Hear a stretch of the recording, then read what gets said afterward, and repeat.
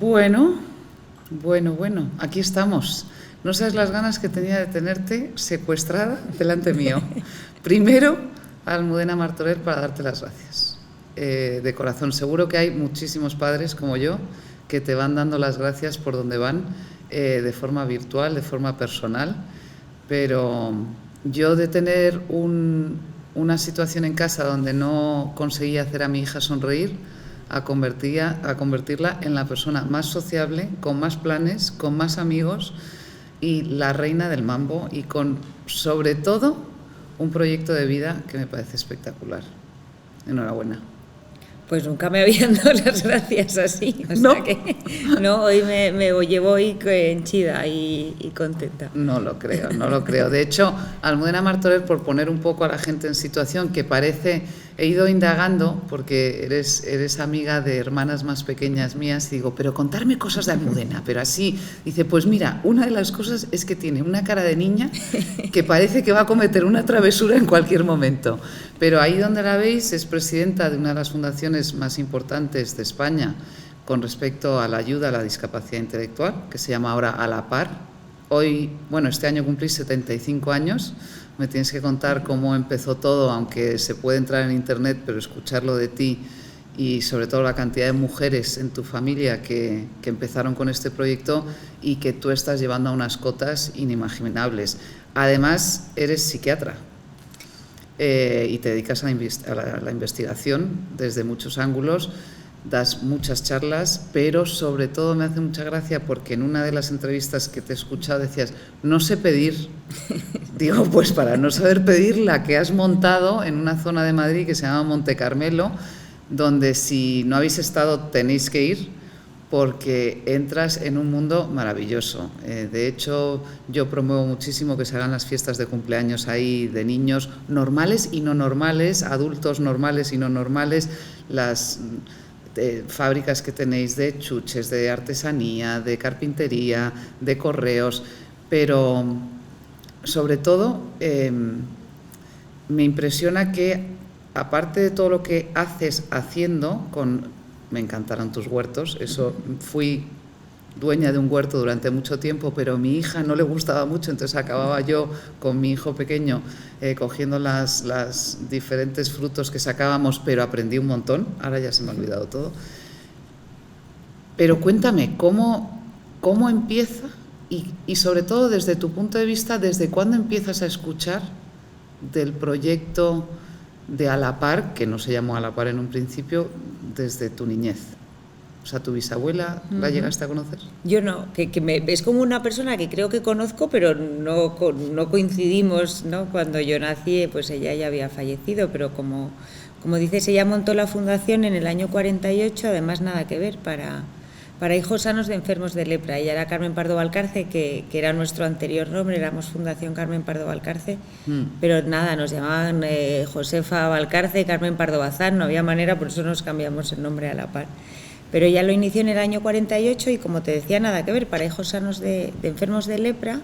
Ella era una mujer pues siempre pues muy entregada a lo social, de hecho trajo la UNICEF a España, siempre estuvo muy preocupada por los derechos de la infancia y visitaba muchas leproserías, y allí los enfermos le decían que por favor se ocuparan de sus hijos, que no podían vivir con sus padres por riesgo de contagio y no tenían dónde ir.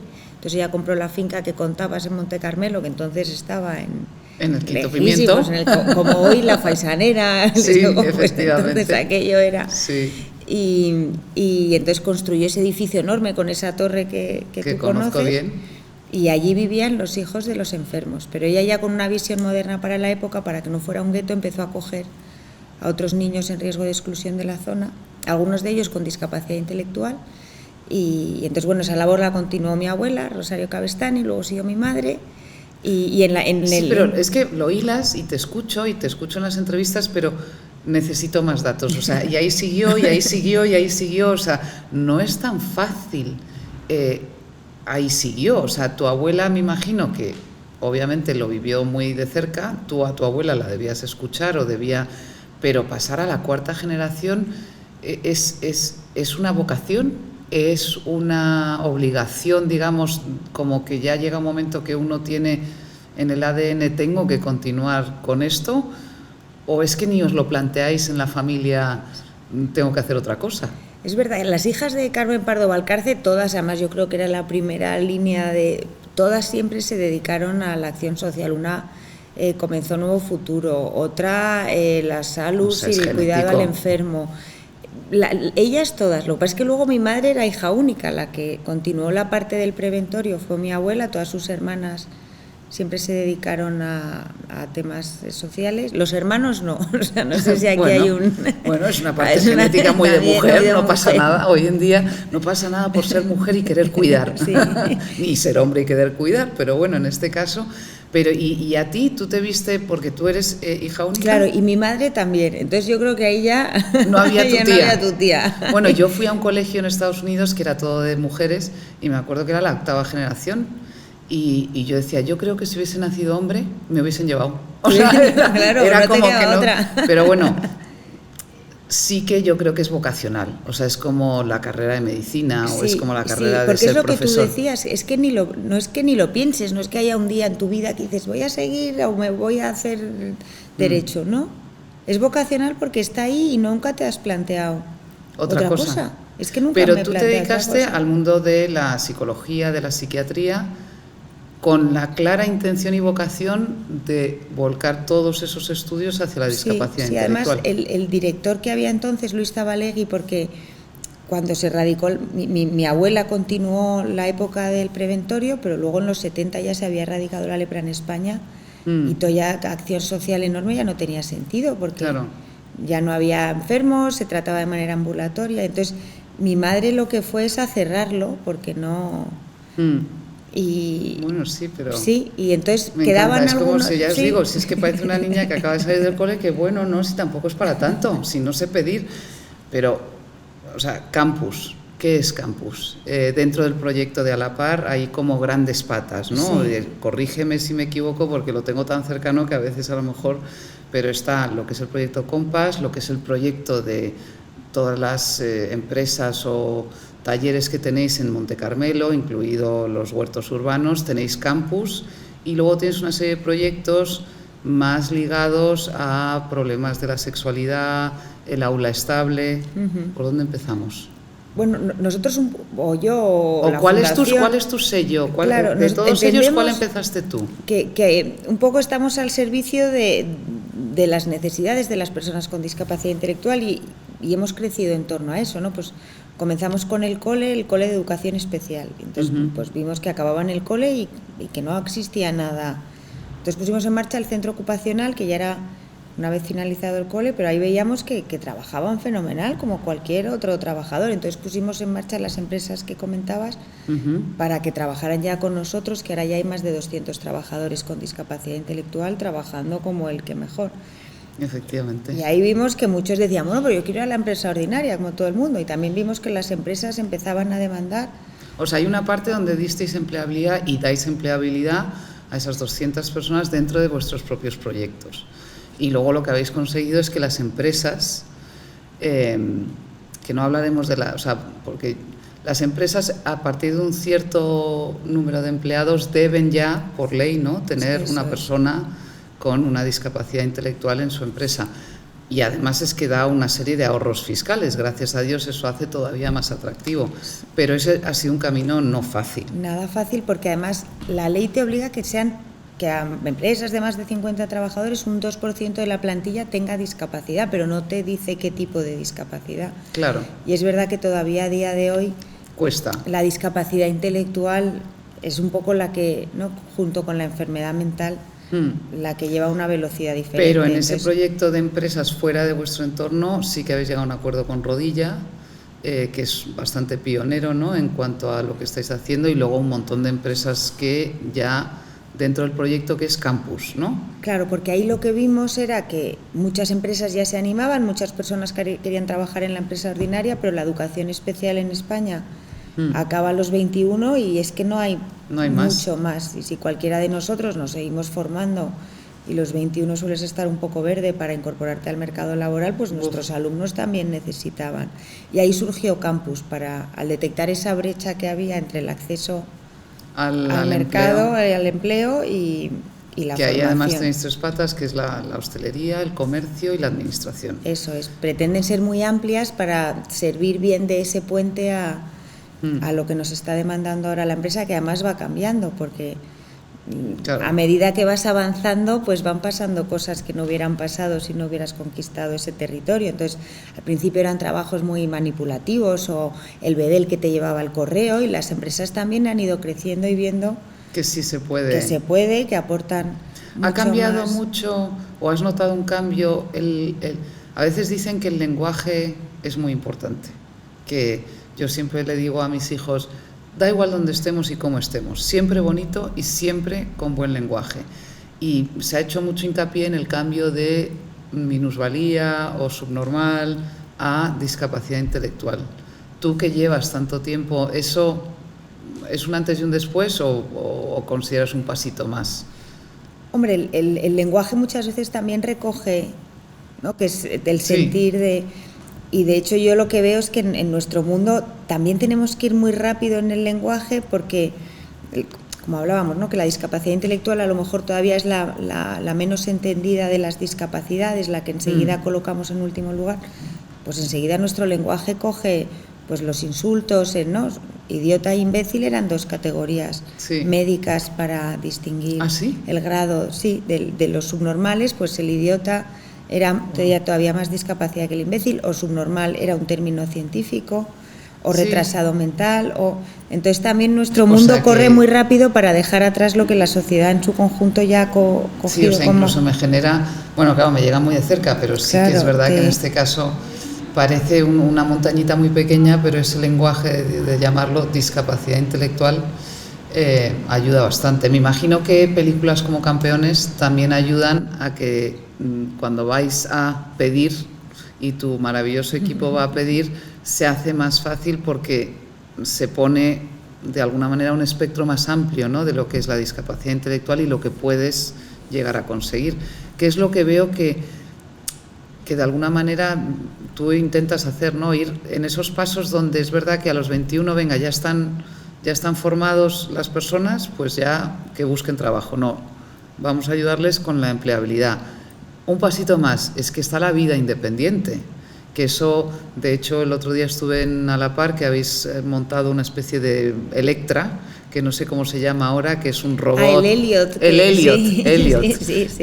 No sé si todavía es muy, muy secreto, pero bueno, que Elliot está ahí y que me parece que yo voy a utilizar Elliot. Yo también. O sea, Elliot, para los que nos están escuchando, es como Electra, pero te ayuda a cómo limpiar bien la plata o cómo poner el lavaplatos y sacarle la mayor eficiencia. Yo estaba fascinada con los vídeos tutoriales y digo, yo no sé si mi hija, pero yo lo necesito. O sea que nunca paras. Pero de todos esos proyectos, ¿cuál es el que tú has dicho, este es mío, este se me ocurrió, que no por decir este es mío, de todos los proyectos que hay, la parte de ¿cómo se llama la organización? Unidad de Atención a Víctimas. Sí, probablemente ese sea... Es verdad que ninguno es de... O sea, ¿no?, que notas que ese equipo valiente y que está siempre, como te decía al principio, al servicio de las necesidades, siempre detectando, pues eso, ahora de repente vida independiente, pues siempre el modelo había sido residencias, y notas que las personas empiezan a pedir un cambio, pues te metes en vida independiente y y esto también un poco el estar escuchando y empezar a detectar, pues efectivamente el lado más duro, que es que había mucho abuso, sobre todo abuso sexual entre las personas con las que trabajábamos. El número de abusos que aparecían en nuestros alumnos del cole, yo miraba el cole de mi hija y no había 1 o 2 casos al año de abuso sexual, o entre nuestros trabajadores con y sin discapacidad, pues entre los trabajadores con discapacidad intelectual sí que al menos un caso al año. Entonces, bueno, pues eso... ¿Y esa unidad dónde está? ¿Cómo funciona? Esa está en nuestro edificio de Monte Carmelo. Vale. Y nació un poco pues con esa vocación, ¿no?, de ver que era un problema que no veía la luz, porque además lo veías en tu día a día, pues si había habido un abuso sexual, tanto la persona como la familia, menudo lío, ¿para qué vamos a denunciar? si no nos van a escuchar en el juicio, nuestro testimonio, que además en estos casos suele ser la única prueba de cargo a dónde vamos a ir. Bueno, y entonces comenzamos eso hace 12 años a ver qué podíamos hacer. Además coincidió la inquietud con que nos vino a ver un equipo de la Guardia Civil que le pasaba lo mismo, le llegaban muchos casos de abuso, claro. Y no sabían, ¿cómo hago un interrogatorio? Si paso una rueda de reconocimiento cuando me señale al culpable, ¿hasta qué punto puedo o no me puedo fiar? De hecho hubo un caso cero que era una mujer que había aparecido en la plaza de un pueblo con claros signos de haber sido abusada, pero no tenía lenguaje verbal, entonces ella sabía perfectamente qué le había pasado y quién había sido, pero no era capaz de comunicar. Entonces, a raíz de todo eso, hace 12 años, pues pusimos en marcha esta unidad de atención a víctimas y comenzamos entonces con 4 casos en un año y ahora ya estamos con 300, que no es que haya más, sino que ya por fin ese problema que no veía la luz, pues la gente ya se anima a denunciar. Y hemos puesto en marcha una figura que es el facilitador, que acompaña a lo largo de todo el proceso policial y judicial y va adaptando, que antes el abogado preguntaba, y no es menos cierto que fue, entonces claro, entraba en contradicción y entonces una redundancia de legal, que es un lenguaje que a veces no entiendo. Por eso dices que Elliot nos viene no, Elliot, a todos. O sea, Elliot te digo yo que te lo voy a comprar yo para mi casa. Si ya de por sí un juzgado te pone nervioso y no entiendes, pues las personas con discapacidad, que además muchas veces tienden a decir que sí por agradar, o pues claro, el testimonio Sí, o se ponen, las emociones, que nos cuesta a todos, pero a ellos un poco más porque son más transparentes, no diría inocentes, porque algunos son listísimos. De hecho, vamos a organizar un campeonato de golf en favor de la fundación en La Faisanera, y uno de los jugadores es un chaval con discapacidad intelectual que va a jugar entre los jugadores que juega un queso, so-called normales. Y entonces, claro, yo no soy golfista, pero pues todos mis amigos están como, bueno, fenomenal, con cara de vamos a hacer una labor social. Digo, creo que vais a tener un problemita de ego, porque chaval tiene un hándicap bastante bueno. Entonces, bueno, pues eso es una maravilla y bueno, invitamos a todos a que el 18 de mayo nos acompañen, que son 120 jugadores y ya estamos cubriendo el cupo, pero todavía se puede apuntar la gente y me hace mucha ilusión que nosotros aportemos en ese granito de arena que vas haciendo poco a poco, que dices, hace 12 años hice, pero sigo insistiendo, tu labor y la forma en que trabajas, e incluso en la forma en que administras tu tiempo, que me parece importante, porque yo creo en labores como la tuya, cuando tienes que dar, tienes que saber también recibir, porque si no te vacías un poco, y yo lo noto, que tu equipo te cuida mucho. No, Almudena, de hecho, para organizar. Se lo diré porque yo no era consciente. Pues sí. Se escudan un poco porque todo el mundo quiere llegar a ti de alguna manera. Y entonces intentan dejar todo organizado para que sea luego al final esto es, pero siempre en todas las conversaciones que tengo con tu equipo lo vamos a ver con Almudena. Pues me llevo otros secretos también, ¿no? Pues mira, fenomenal. Pues tienes un buen equipo, robable, eso te lo digo. Pero bueno, me imagino que como yo viene mucha gente a ayudar, pero no siempre podéis decir que sí, me imagino. Entonces, cuando tienes que decir que no, por alguna razón pues esto no entra en nuestro ADN o demás, ¿cómo te sientes? O sea, porque me imagino que habrá proyectos que no puedes abarcar. Sí, lo hablábamos antes, que al final, cuando estás en modo sí a todo, porque no, eso también hace que pasen cosas. Hombre, si hubiera que decir que no, yo lo pasaría fatal, porque lo llevo mal. Pero siempre encuentras la manera de darle un poco la vuelta. Porque además lo bueno de nuestro mundo es que siempre se te acerca gente buena. Es muy raro que, alguna vez, como en todas partes, ¿no? Bueno, pero cuando trabajas en el tercer sector y en las fundaciones, la parte buena es que todo lo que pasa es gente buena, con buena intención, y coger esa energía y hacerla además, crecer. Que está comprobadísimo, tú tienes que ser una de las personas más felices del mundo, porque dicen, yo de hecho, que soy profesora de yoga en mi tiempo libre, lo hice por mi hija, pero luego al final me ha dado más servicio a mí que a mi hija. Me di cuenta que la bondad es muy egoísta, en el buen sentido que da muy buen rollo al que la da. Sí. Que yo decía que no, que yo no es porque quiera ser buena, es que mola mucho. Mola mucho, y luego además Sí. ya encima cuando trabajas con las personas con discapacidad intelectual, claro, yo voy por ahí, jefa, te quiero, eres la más guapa. Sí. Tengo un trabajador que todas las mañanas, podrá llevar 20 años trabajando en la fundación, me escribe, qué bien, otro día más de felicidad, de trabajo en Alapar, que debiera ser un ejemplo para todos, ¿no? El Sí. estar agradecido de tener un trabajo que te gusta, de levantarte, de ver amigos, de pasártelo bien, de sentirte útil. Sí, la Y verdad es eso que las sí. personas con discapacidad intelectual pues te lo hacen saber todos los días, en vez de Sí. cagarte con perdón en el jefe, ya está este aquí tal, al revés, ahí Bueno, esa, incluso poder eso es- decirlo cuando estás enfadado, que eso yo creo que es importante, pero desde luego se nota que la gente está feliz, o sea, rara vez, es que no, estoy intentando recordar mirando hacia arriba, que es como uno recuerda las cosas, si alguna vez cuando he ido a veros a la par, no. Algunos entre ellos enfadados, porque Sí, se han enfadado, bueno, pero casi por temas sí. así de... Por ¿has eso hecho cuando más hablabas caso? de la saga, pues también yo lo pienso mucho, que me parece la mejor herencia que Sí. te pueden dejar, ¿no? Ni siquiera una herencia material que podrías fantasear, pero que se vaya pasando un legado así Sí, tan... pero a mí me parece incluso más meritorio en tu caso, que si no hay a la cuarta generación, hay mucha gente que le da miedo, porque dice, yo voy a llegar a ser como... Sí, eso es verdad que siempre tienes ahí. Dices, casi me dedico a otra Sí, cosa para que que no comparen. no me comparen, ¿no? Sí. Con mi abuela, con mi madre, con mi bisabuela, y eso, pues habrá alguien que diga, es que eres igual Sí. que tu bisabuela, o Sí. eres igual que tu abuela. Y otra gente que dirá, pues es que tu abuela tenía una energía apabullante. Y tú, pues yo no la tengo, me tengo que acostar a las 10 porque si no, no me puedo levantar a las 7. Pero eso tiene mucho mérito. No. Sí, y del otro, bueno, de hecho, esta universidad también tiene esa historia Sí. que muchas veces, que a mí me pasa egoístamente, la gente ve la obra del nuevo que ha llegado, pero también la renuncia y la humildad del otro que deja hacer. Sí. Hablo en el caso de mi madre o de... Sí, también tu madre tiene que, o sea, habéis tenido que trabajar juntas durante mucho tiempo. O sea, ¿cuándo fue el momento que dijo? Sí, ella Ya sigue eres... presente. Sí, lo sé, pero bueno.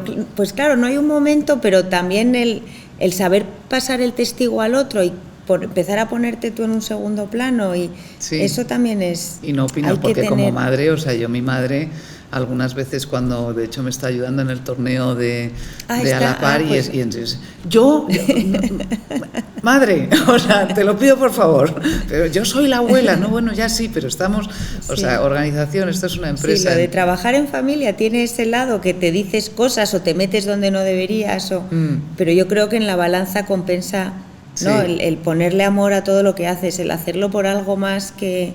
Bueno, y sobre que- todo habéis superado las barreras del miedo de que dirán que esta es la cuarta generación, tu madre y Sí. tú os lleváis. Luego en Alapar no solo hay muchas familias, del trabajador social está casado con el psicólogo, el sobrino de... Sí, o sea que Pero tenéis le añade un una punto de que familia. estamos aquí por algo más, y no solo nosotras, sino Sí, la gente que va ahí es un sitio de amigos, de que también es un poco el ambiente. Sí, y que es el ambiente queremos que hay. crear y que la verdad es que en el momento que montéis ahí una promoción de casitas, yo te juro que te compro una, y el Elliot lo quiero ya. Pero aprovechando que hablabas de esta institución como es la tuya, y el IE, que también es una institución que se monta desde un proyecto personal y familiar, sabes que este podcast lo hacemos con chavales que están estudiando comunicación y digital media, algunos en primero, algunos en segundo, algunos no sé si en tercero, pero creo que primero y segundo. ¿Qué les dirías? Porque me imagino que las redes sociales y la discapacidad, ya se sabe que las redes sociales y la vida diaria está generando un problema a nivel educativo, a nivel de concentración. También tiene sus bondades, pero de alguna manera tiene un lado oscuro, y me imagino que en la discapacidad será igual. ¿Qué consejos les das a ellos como estudiantes, y qué consejos nos das o das normalmente en el tema de redes sociales con las personas con discapacidad? Son dos preguntas en una. Y encima me estaba en mi cabeza haciendo una que va un poco por el medio. O la tercera, sí, te autopreguntas. Sí, me autopregunto, porque yo sí creo, bueno, yo y la gente en general que trabaja en la discapacidad intelectual, que tendemos a pensar que es algo de la persona, como tiene un síndrome de Down o como ha tenido un daño cerebral, y nunca nos paramos a pensar de cuánto está en la mirada de la sociedad, ¿no? Que un ejemplo muy claro son las mujeres, que se pensaba que no podíamos votar, que no podíamos gobernar nuestra vida, que no podíamos tener una cuenta en el banco. Y todo era por una mirada y en el momento en el que empiezas una revolución y empiezas a cambiar, de repente resulta que podemos trabajar, que podemos estudiar, y dices, wow, pero ¿cómo se podía pensar? Y yo muchas veces me pregunto cuánto de la discapacidad intelectual también reside en eso, en una mirada de una sociedad que te protege, que no te deja hacer, que te dice que no puedes, que... Sí. Y entonces eso, claro, ahora las redes sociales son un altavoz muy brutal, bueno, para la mirada, para lo bueno y para lo malo.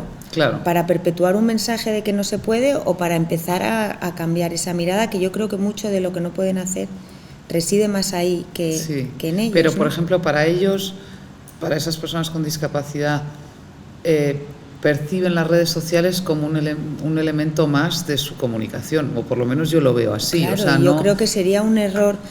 Sería perpetuar el no puedes, el decir, no, este mundo no es tuyo, hay muchos que no les dan un móvil, les quitan el WhatsApp, no les dejan tener Instagram. Digo, pues entiendes el de dónde sale, pero al final no, lo que puedes a lo mejor es pues seguir con ese... ¿Y no vosotros en hacer. A la Par tenéis una visión sobre las redes sociales, digamos, particular? O sea, no sé, estoy poniendo un ejemplo, yo tengo una amiga que se dedica al mundo de las redes sociales, pero desde la humanidad. Está intentando vender el mensaje de utilicemos las redes sociales para no crear estereotipos falsos y demás, y se involucra mucho en que sea lo más real posible. Vosotros me imagino que en A la Par tendréis una parte institucional. ¿Y hay alguna parte donde los chavales trabajan con vosotros en los mensajes o todavía lo mantenéis en la empresa? Todavía es verdad que la cuenta es de la fundación, pero sí que hay una línea de hacer comunidad en las redes sociales de personas con discapacidad, que empieza a haber además influencers con discapacidad. Tenemos 3 personas que trabajan en la fundación que ya tienen su canal y les vamos ayudando un poco, que también exista esa comunidad y no agrandar la brecha digital, porque además yo creo que toda la tecnología es como el momentazo de las personas con discapacidad intelectual si somos capaces de usarla bien, ¿no? Las personas ciegas pues tienen sus apoyos, discapacidad física pues al final tenemos que adaptar el entorno, hacer rampas, pero la discapacidad intelectual probablemente la tecnología... Bueno, en este caso yo creo más en sus bondades que en sus detrimentos ahora mismo, porque de hecho, por ejemplo, el otro día pues me dijeron, es que mi hijo no puede sacarse el carnet de conducir porque no ha pasado el test de médico mínimo. Digo, pero si ahora va a haber coches autónomos, claro, olvídate. Y una aplicación que te recuerde lo que se te ha olvidado porque a lo mejor tengas problemas de memoria. De hecho, hasta ya si quieres estirar el chicle, yo ahora con todo esto de la inteligencia artificial y que todo lo que nos rodea va a ser mucho más inteligente que nosotros, y al final, ¿no? Parte de que la discapacidad intelectual sea la última en esa cola que hablábamos es porque entendemos que la inteligencia es lo más humano y que al final si te falta, ¿no? Tenemos esa especie de... Yo digo, pues ahora con la inteligencia artificial, pues fíjate, ¿no? A lo mejor hasta... Tú y yo tendremos un avatar y podremos tener la entrevista normal y la entrevista de los avatares. Pero que las personas con discapacidad intelectual a lo mejor sean hasta los guardianes de lo puramente humano, porque está claro que la inteligencia que no... Qué bonita reflexión. ¿no? Y que probablemente allí haya mucho más de lo humano que en lo que hasta ahora hemos creído. Los guardianes de lo humano. Me quedo con esa frase, me parece muy bonita. O sea, de hecho tiene título de una poesía, de un libro o de una charla. Pues con el apoyo de la tecnología, y ahí probablemente resida, ¿no? Bueno, con todo lo que vamos a ver. Es un momento. Pues se me hace corto. De hecho tengo las notas aquí, ni las he mirado. Nada, de todo lo que has dicho que íbamos a hablar, yo creo que no hemos hablado de nada, hemos hablado de otras cosas. Bueno, hemos hablado de tu proyecto, hemos hablado de tus inquietudes, y lo único que me queda es, sabes que este podcast se llama El Tapón, y en una frase, digamos en 1 minuto o 2 minutos que nos queda de entrevista es... Los tapones, te he explicado antes, pero lo vuelvo a explicar a nuestra audiencia que lo saben. Hay tapones buenos que nos ayudan a contenernos y tapones que hacen que todo se estanque y se quede ahí encogido, por lo cual hay buenos y malos. ¿Cuál es tu tapón malo y cuál es tu tapón bueno? O elige uno. Pues voy a decir el bueno. Yo iba a decir el malo, no sé si eso es negativo. No, bueno ser negativo en el positivo. Para quitárnoslo. Claro, para quitarlo. Pero bueno, un poco como además ha salido, ¿no? A raíz de que yo creo que un tapón de los malos, ¿no? Es no ver la riqueza de la diversidad, ¿no? El siempre pensar que, pues que lo nuestro y lo común y lo que conocemos es lo bueno y en cambio no ver que lo diferente siempre va a aportar riqueza y valor. Lo hablábamos con las mujeres, pero en nuestro caso el ejemplo claro son las personas con discapacidad intelectual, y ver que ahí, pues si nos quitamos ese tapón de verles como menos o como, pues podríamos dejar entrar cosas mucho más bonitas. Y bueno, pero tú ese tapón te lo has quitado hace mucho. Yo sí, pero creo que los jóvenes y sí. que... O sea, ofreces que nos quitemos ese tapón. Eso es. Pensé que era el mío personal. Podría ser, pero lo has llevado al bueno. Es que si es que no puedes ser, o sea, si no puedes decir cosas en negativo, tu tapón bueno es que hace mucho que te quitaste. Y que animo al resto, porque además creo que de verdad, además lo hablabas con las empresas, con todo, pues el mundo es mucho mejor cuando la diversidad brilla y cada uno tenemos un papel. Pues te deseo mucha energía, te deseo mucha salud y te doy de nuevo las gracias, porque con personas como tú en el mundo es mucho más fácil levantarse y decir venga, vamos a por ello, que hoy puede ser un gran día, como dice Serrat. Gracias, Almudena. Nada, a ti, bueno, me voy hoy feliz, me vuelvo a la mina encantada. Fenomenal, pues en la mina nos vemos.